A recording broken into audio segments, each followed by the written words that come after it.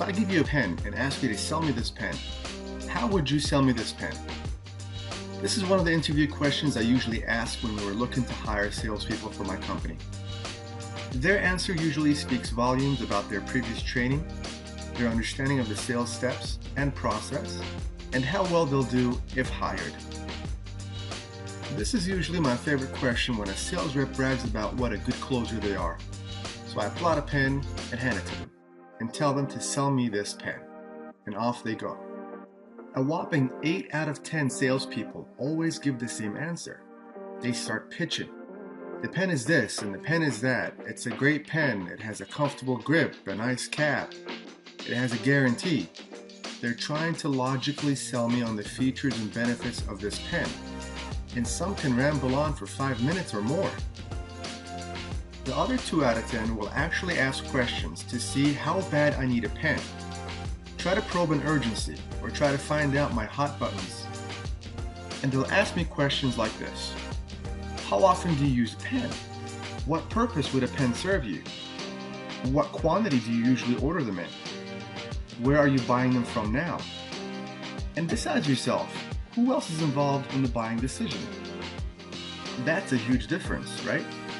I've listened to hundreds of sales reps, and they can easily be divided into 2 groups. The first are those that pitch.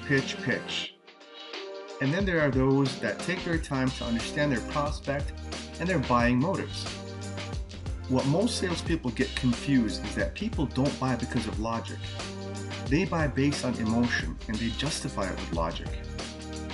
So when you're selling something, are you just talking about the features and benefits and what it will do for them? Or are you pushing those emotional hot buttons as well? Your real job is to first find out if there's a need for this pen, then to try to trigger that awareness of need into an emotional want. Why did they want this pen or that product? And yes, you are definitely going to pitch the logic, pitch the features and benefits, but not before finding out their true motives and value system. Most decisions to buy are based on emotion. So logical arguments and statistical presentations are ineffective on their own.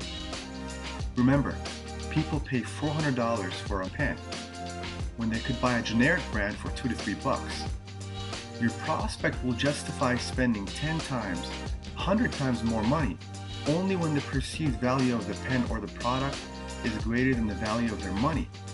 Therefore, when value exceeds price, the price is no longer an issue. Similarly, you have to understand what problem you are solving by selling this pen or this product. People don't buy the shovel. They want to dig a hole in their garden to plant flowers.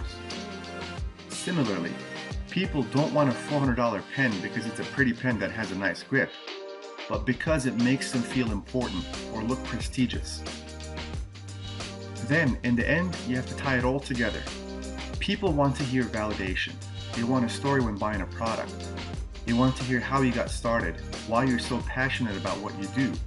What are some of your previous clients saying about you and about their great customer service experience with you? Remember the saying, facts tell, stories sell.